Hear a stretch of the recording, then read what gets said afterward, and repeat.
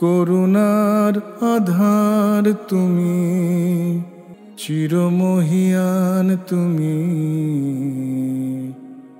দিয়েছ নাজাতের আল কোরআনুল করিম। أعوذ بالله من الشيطان الرجيم.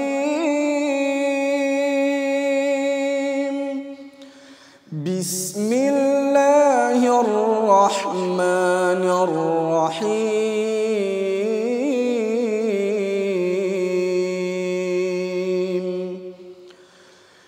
إن الصفا والمروة من شعائر الله، فمن حج البيت أو اعتمر فلا جناح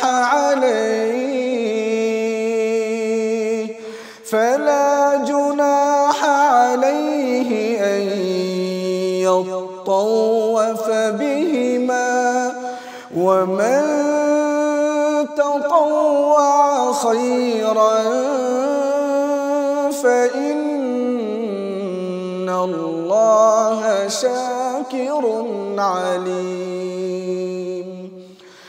إن الذين يكتمون ما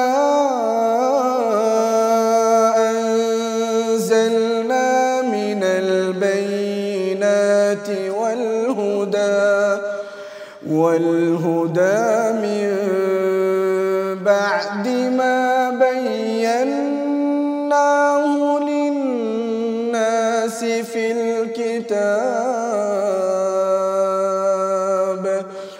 من بعد ما بيناه في الناس في الكتاب، أولئك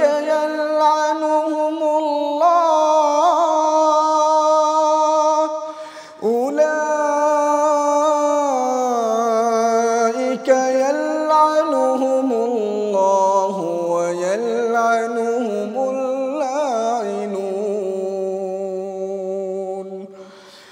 إلا الذين تابوا وأصلحوا وبينوا فأولئك أتوب عليهم وأنا التواب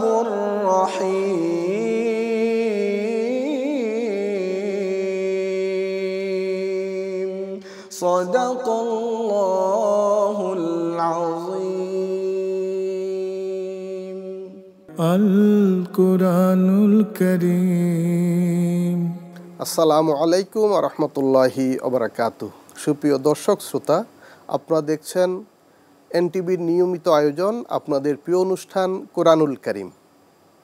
প্রিয় দর্শক, আমরা কোরআনে কারীমের সূরা বাকারার 158 নম্বর আয়াত থেকে 160 নম্বর আয়াতের তেলাওয়াত শুনছিলাম।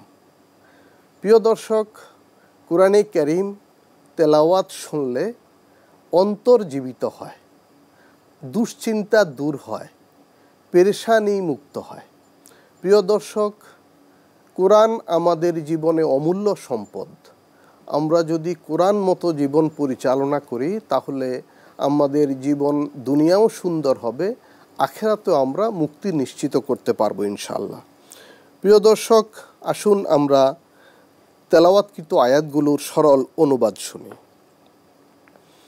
মহান আল্লাহ রব্বুল আলামিন বলেছেন, নিশ্চয় সাফা এবং মারওয়া মহান আল্লাহ রব্বুল আলামিনের নিদর্শন।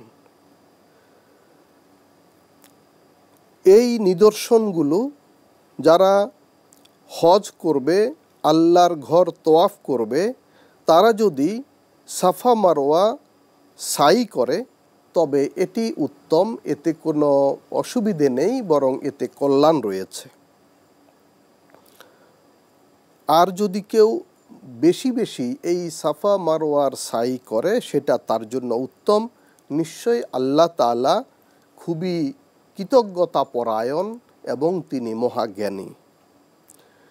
নিশ্চয়ই যারা আল্লাহ তাআলার নাজিলকৃত প্রমাণসমূহ এবং হেদায়েতের বাণীকে লুকাতে চায় বা গোপন করতে চায়, তার কাছে সুস্পষ্ট হওয়ার পরেও যা কিতাবে উল্লেখ আছে, তো তাদের প্রতি আল্লাহর অভিশাপ। অর্থাৎ ইসলামের সুস্পষ্ট বিধান যা মানুষের জন্য কল্যাণকর, এগুলো যদি কেউ লুকিয়ে রাখে বা এড়িয়ে চলার চেষ্টা করে, তো আল্লাহর পক্ষ থেকে তাদের জন্য অভিশাপ রয়েছে এবং তাদেরকে অভিসম্পাত দেয় আরও যত অভিশাপ দানকারী আছে, অর্থাৎ ফেরেশতাকুল, সৃষ্টিকুল, তাদেরকে অভিশাপ দেয়। এর বিপরীতে একটি হাদিস শরীফ আছে যে একজন ভালো মানুষ, মুমিন, নেককার যারা, তাদেরকে আল্লাহর সৃষ্টিকুল দোয়া করে। এমনকি পানিতে অবস্থানকারী প্রাণীকুল, মৎস্যকুল, তারাও কিন্তু তার জন্য দোয়া করে। গর্তের পিপিলিকা, কীট পতঙ্গ তার জন্য দোয়া করে। আমরা অনুরূপ আরেকটি হাদিস শরীফ দেখি যে কল্যাণের দিকে যারা আহ্বান করে, বিশেষ করে মুয়াজ্জিন যখন মানুষকে আজানের মাধ্যমে সালাতের জন্য এবং ফালাহ বা কল্যাণের জন্য আহ্বান করে, তখন এই কুল মাখলুকাত তার জন্য দোয়া করে, যে গর্তের পিপিলিকা, পানিতে থাকা মৎস্য এবং এই তরুলতা গাছপালা তার জন্য দোয়া করে।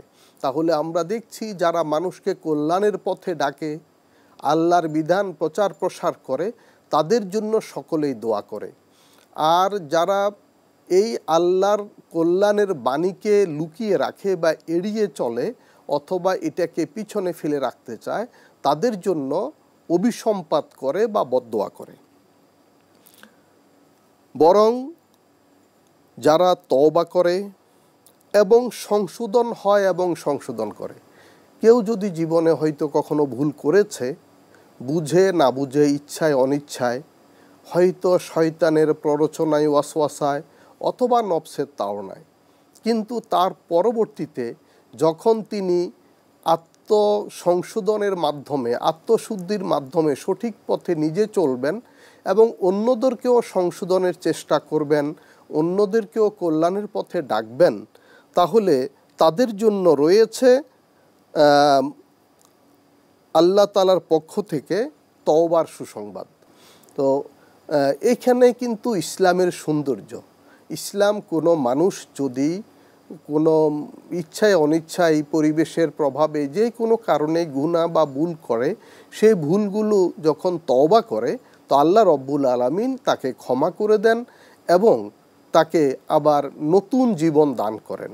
হাদিস শরীফে এসেছে, আত্তাইবু মিনাজ যামবি কামান লা যামবা লাহু, অর্থাৎ গুনাহ থেকে তওবাকারী ব্যক্তি এমন নিষ্পাপ হয়ে যান, মাসুম হয়ে যান, যেন তিনি কখনো গুনাহই করেন নাই। সুবহানাল্লাহ। এই হাদিসটি সহিহ বুখারীতে সহিহ সনদে বর্ণিত হয়েছে। এবং আমরা দেখি আল্লাহ রব্বুল আলামিন এর পরে বলেছেন, ও আনাত তাওয়াবুর রহিম, আল্লাহ নিজের পরিচয় দান করছেন যে আমি হলাম তওবা কবুলকারী, তাওয়াব মানে সর্বাধিক তওবা কবুলকারী, এবং রহিম দয়ালু, দয়াময়। তারপর আল্লাহ রব্বুল আলামিন এই আয়াতে কারিমাগুলোতে যা সামগ্রিকভাবে আমাদের জন্য নির্দেশনা দিয়েছেন, সেগুলো আমরা আপনাদের সম্মুখে পেশ করছি। যে সাফা এবং মারওয়া, এটি আরবের মক্কা মুকাররমার দুটি ছোট পাহাড়। আমরা জানি এবং আমরা যারা হজ করেছেন তারা দেখেছেন যে মক্কা শরীফে খানা কাবা বা বাইতুল্লাহ শরীফের এই পূর্ব উত্তর কর্নারে বা পূর্ব পাশেই হলো সাফা পর্বত, এবং এই সাফা পর্বতের পরেই হলো আবু কুবাইস পাহাড় বা জাবালে আবু কুবাইস, এবং এই মারওয়া পাহাড়টি হলো কাবা ঘরের উত্তর পশ্চিম কর্নারে। সাফা থেকে মারওয়ার দূরত্ব প্রায় 0.5 কিলোমিটার বা 450 মিটার। এই সাফা মারওয়া ঐতিহাসিক দুটি পাহাড়, যেগুলোকে আল্লাহ রব্বুল আলামিন আল্লাহ পাকের নিদর্শন বা শাআইরিল্লাহ বলেছেন। এই পাহাড়ের ইতিহাস রয়েছে হজরতে সৈয়দনা ইব্রাহিম আলাইহিস সালাম যখন আল্লাহর হুকুমে ওনার স্ত্রী বিবি হাজেরা এবং শিশু নবী পুত্র ইসমাইল আলাইসাল্লামকে কাবাগরের পাশে রেখে আসলেন, তখন তাদের খুব সামান্য খাবার এবং পানীয় ছিল। অল্প কয়েকদিনের মধ্যে সে খাবার এবং পানীয় শেষ হয়ে গেল এবং শিশু পুত্র নবী ইসমাইল আলাইসাল্লাম পানির পিপাসায় যখন ছটপট করছিলেন, তখন মা হাজেরা আলাইহাসসালাম তিনি এদিক ওদিক পানি খোঁজাখুঁজি করছিলেন এবং পানি খোঁজার জন্য তিনি প্রথমে সাফা পাহাড়ে যাচ্ছেন, আবার মারোয়া পাহাড়ে যাচ্ছেন। এই দুই পাহাড়ের মাঝে তিনি দৌড়াদৌড়ি করছেন। চারিদিকে ধুধু মরুভূমি, দূর থেকে এই বালিকে মরিচিকা পানির মতো দেখা যায়। তিনি যখন সাফাতে যান মনে হয় মারোয়াতে পানি আছে, যখন মারোয়াতে যান মনে হয় সাফাতে পানি আছে, এবং সাফা মারোয়ার মাঝখানে একটু নিচু জায়গা আছে যেখানে গেলে ওই রেখে আসা শিশু ইসমাইল আলাইহিসসালাম যিনি কাবা ঘরের পাশে আছেন, যেখানে জমজম কূপ, সেখানে তো এই নিচু ভূমিতে আসলে ওনাকে দেখা যায় না, বিদায় তিনি এই জায়গাটা খুব দ্রুত পার হতেন বা দৌড়ে পার হতেন, যেটি এখন সবুজ বাতি বা সবুজ লাইট দিয়ে চিহ্নিত করা আছে, যাকে মিলাইনে আখদরাইন বলা হয়, মানে সবুজ বাতি চিহ্নিত স্থান। এই জায়গাটা এখনও হাজি সাহেবগণ যারা পুরুষ হাজি তারা দৌড়ে পার হওয়া সুন্নাত বা নিয়ম, আর মহিলা হাজিগণ দৌড়ে পার হতে হয় না, কারণ হজরতে মা হাজেরা আলাইহাসসালামের এই যে দৌড়াদৌড়ি আল্লাহ পছন্দ করে কিয়ামত পর্যন্ত সকল মা বোনদের জন্য, নারী জাতির জন্য এই বিধানকে স্থগিত রেখেছেন।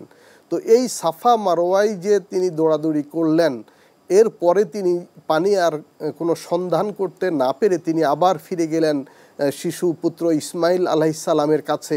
গিয়ে দেখলেন ইসমাইল আলাইহিসসালামের পায়ের আঘাতে সেখান থেকে পানির ফোয়ারা ছুটছে, আর তিনি বললেন জাম জাম, অর্থাৎ থামো থামো, অর্থাৎ পানি চারদিকে ছড়িয়ে পড়ছিল, পানি উতলে উঠছে নিচ থেকে। তিনি একটু ছোট ছোট পাথরের টুকরো সংগ্রহ করে চারদিকে একটু আবদ্ধ করলেন, একটু বন্ধন তৈরি করলেন, এবং সেখানে এই জমজম পানির কুয়া তৈরি হয়ে গেল। কিয়ামত পর্যন্ত এই পানির ঝর্ণা, এই পানির ফোয়ারা চালু থাকবে ইনশাআল্লাহ। সেই হাজার বছর ধরে এই জমজমের পানি সারা পৃথিবীবাসী এখনও পান করছে, হাজিগণ পান করছেন, দেশে বিদেশে অসংখ্য পর্যটক এই পানি পান করছেন।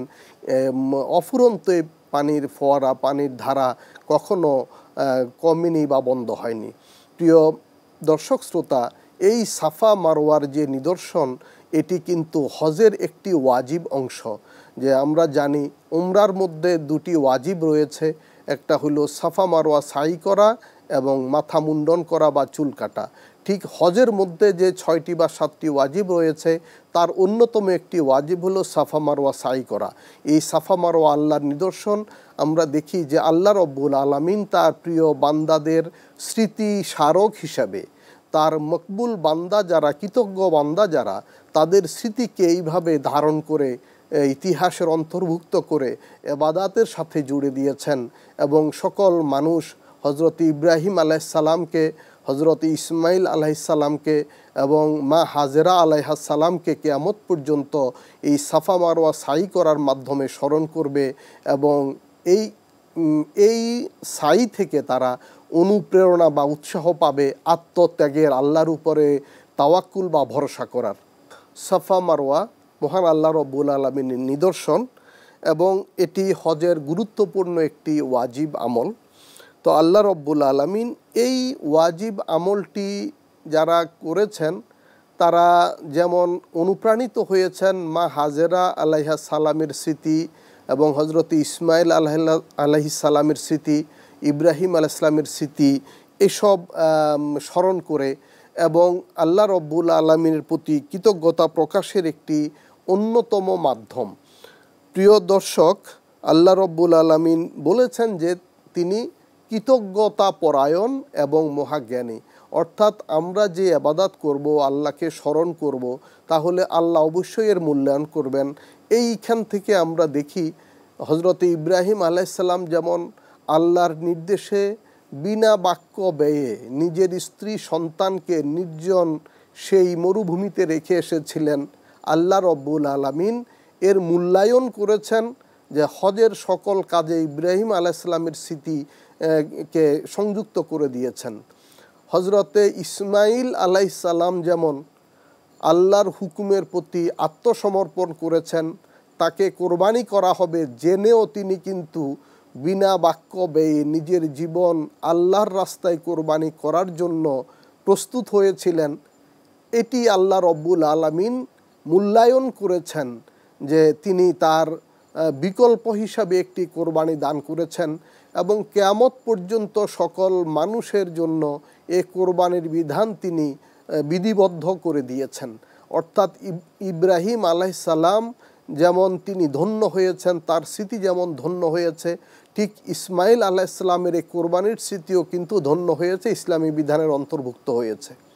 অনুরূপভাবে হজরতে মা হাজেরা আলাইহাসসালাম যেমন আল্লাহর হুকুমের প্রতি আত্মসমর্পণ করেছেন, তিনি নবী ইব্রাহিম আলাইহিসসালামের নির্দেশ মান্য করেছেন এবং তিনি দায়িত্ব পালন করেছেন যে নিজের শিশুপুত্র নবী ইসমাইল আলাইহিসসালামকে লালন পালনের জন্য সেই নির্জন মরুভূমিতে অবস্থান করেছেন এবং সাধ্যমতো চেষ্টা করেছেন। আল্লাহ রব্বুল আলামিন সেটি পছন্দ করে কিয়ামত পর্যন্ত তার স্মৃতিকে এই সাফা মারওয়ার মাধ্যমে স্থায়ী করে দিয়েছেন। সুতরাং কোনো মানুষ যদি তার জীবনে ভালো কাজ করে এবং আল্লাহর প্রতি তার আনুগত্য শতভাগ তিনি প্রদর্শন করতে পারেন, মহান আল্লাহ রব্বুল আলামিন তার এই দুনিয়ার জীবনকে সুন্দর করবেন, আলোকিত করবেন, তার সুনাম, তার সুখ্যাতি, তার মান মর্যাদা সম্মান বৃদ্ধি করে দিবেন এবং আখেরাতে তাকে অবশ্যই পুরস্কৃত করা হবে জান্নাতুল ফেরদাউসের মাধ্যমে। প্রিয় দর্শক, মানুষ আল্লাহর বান্দা, মানুষ আল্লাহর সৃষ্টি, মানুষকে আল্লাহ রব্বুল আলামিন জ্ঞান দিয়েছেন, এটি মানুষের সহজাত এবং মানুষ যেন ন্যায় অন্যায় সত্য মিথ্যা বুঝতে পারে, মানুষ যেন কল্যাণ অকল্যাণ জানতে পারে, এই জন্য আল্লাহ রব্বুল আলামিন ওহী নাজিল করেছেন, নবী রসুল পাঠিয়েছেন। সর্বশেষ নবী ও রসুল মুহাম্মদুর রাসূলুল্লাহ সাল্লাল্লাহু আলাইহি ওয়াসাল্লাম এবং সর্বশেষ আসমানি কিতাব কোরআনে কারীম। এই কোরআনে রয়েছে সকল কল্যাণের বিধান। আল্লাহ রব্বুল আলামিন বলেছেন হুদাল লিন্নাস, এই কোরআন হলো মানব জাতির জন্য হেদায়েত। সুতরাং আমরা যারা কোরআন জানি, কোরআন পড়ি, প্রথমত আমাদের সকলেরই দায়িত্ব কোরআন বোঝা, কোরআন পড়া। আবার যারা কোরআন পড়তে পারি না, আমরা কোরআন জানি না, কোরআন শেখা আমাদের কর্তব্য এবং এই জানার সাথে সাথে সেটি নিজে আমল করা, নিজের জীবনে বাস্তবায়ন করা এবং যারা আশেপাশে রয়েছে তাদের কাছে এটি প্রচার করা বা পৌঁছানো আমাদের দায়িত্ব। হাদিস শরীফে এসেছে, রাসূল করিম সাল্লাল্লাহু আলাইহি ওয়াসাল্লাম বলেছেন, আস-সামিতু আনিল হাক্কি শাইতানুন আখরাস, অর্থাৎ সত্য প্রকাশে যে নীরবতা বা মৌনতা অবলম্বন করে তো সে হলো বোবা শয়তান, নাউজুবিল্লাহ। অর্থাৎ এই কোরআনের সত্য বাণীকে, ইসলামের শাশ্বত বাণীকে যদি আমরা প্রচার না করি, প্রকাশ না করি, তাহলে কিন্তু আমরা আল্লাহর কাছে অভিযুক্ত হব এবং আল্লাহ রব্বুল আলামিন বলেছেন তাদের জন্য রয়েছে আল্লাহর অভিশাপ।